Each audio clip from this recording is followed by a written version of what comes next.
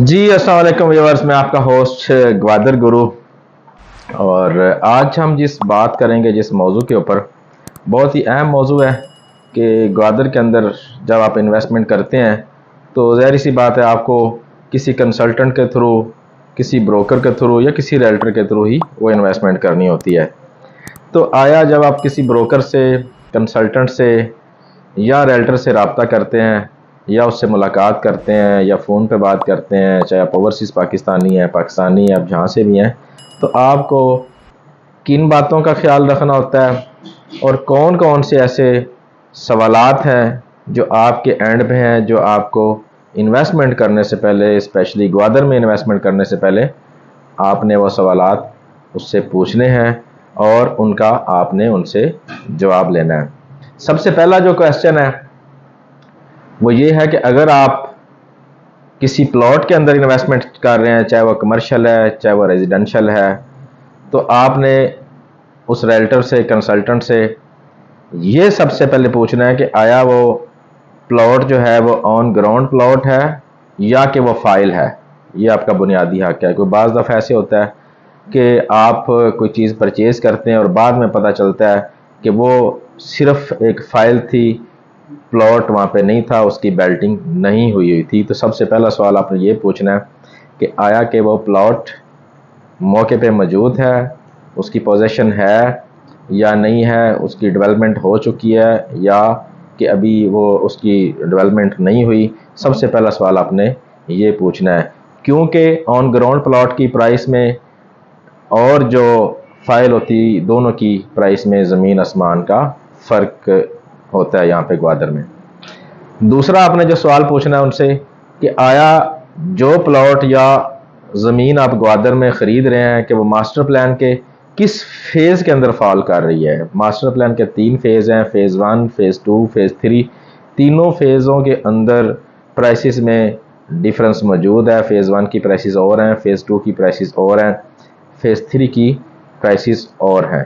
तो ये आपने ज़रूर पूछना है कि ये ज़मीन किस फेज़ के अंदर है, क्योंकि ग्वादर के अंदर जो डेवलपमेंट होनी है वो फेज़ वाइज होनी है। पहले फ़ेज़ 1 है जो 2025 तक है, फिर फ़ेज़ 2 है जो 2035 तक है, जो फिर फ़ेज़ 3 है 2050 तक है, उसके बाद फिर रिज़र्व लैंड है। तो ये भी सवाल आपने उस कंसल्टेंट से, डीलर से, ब्रोकर से आपने ज़रूर करना है, जो कि बड़ा इंपॉर्टेंट सवाल है।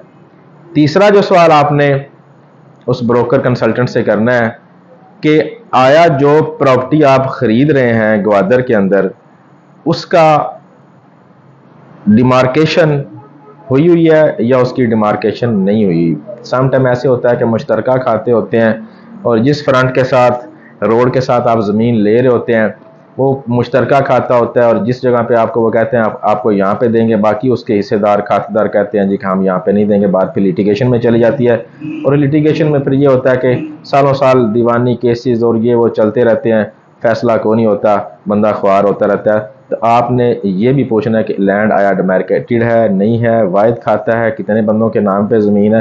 तो ये भी आपने ज़रूर उससे पूछना है। कोशिश करें कि ग्वादर में इन्वेस्टमेंट से पहले आप एक दफ़ा ग्वादर को ज़रूर विज़िट कर लें, साइट विज़िट करें उस ब्रोकर कंसल्टेंट के साथ जाके, जो लोकेशन आपको वो देता है उसके पॉइंट्स लें। सर्वेयर यहाँ पे मौजूद है, बल्कि हमारी कंपनी भी आपको ये सर्विस दे देगी कि आप जिसके ज़रिए मर्ज़ी यहाँ पे परचेजिंग करें, ग्वादर में ख़रीदारी करें, लेकिन हमारा सर्वेयर आपको ये सर्विस देगा कि वहाँ पे पॉइंट उठा लेगा और आपको बता देगा कि ये मास्टर प्लान के किस कैटेगरी में ज़मीन फ़ाल कर रही है और कौन से फेज़ में फ़ाल कर रही है और इसकी कैटेगरी कौन सी है। रेजिडेंशियल है, R1 है, R2 है, R3 है, M1 है, MO है या B&R है। मतलब जो भी कैटेगरीज़ हैं वो आपको हमारा सर्वेयर मौके के ऊपर बता देगा। उसके बाद आप उस कंसल्टेंट ब्रोकर से एग्रीमेंट करें, टाइम फ्रेम अपना डिसाइड करें, न्यूज़पेपर ऐड दें और बाकी चीज़ों को प्रोसीड करें।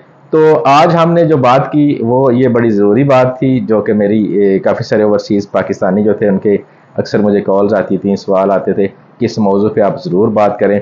तो उम्मीद है मेरी वीडियो आपको पसंद आई होगी। स्क्रीन के ऊपर मेरे नंबर भी आ रहे हैं। आपको किसी भी किस्म की ग्वादर में रहनुमाई चाहिए, लैंड से मतलब, कमर्शियल लैंड से मतलब, रिजॉर्ट्स अगर आप बनाना चाहते हैं उससे रेलिवेंट, वेयर हाउस, इसके अलावा रेजिडेंशियल जो अपार्टमेंट्स हैं, कमर्शियल जो अपार्टमेंट्स हैं या कोई हाउसिंग सोसाइटी आपने NOC लेना हो, کسی بھی قسم کی آپ کو یہاں پہ اگر رہنمائی چاہیے گوادر میں انویسٹمنٹ سے پہلے کنسلٹینسی چاہیے تو انشاءاللہ ہم آپ کو وہ دیں گے.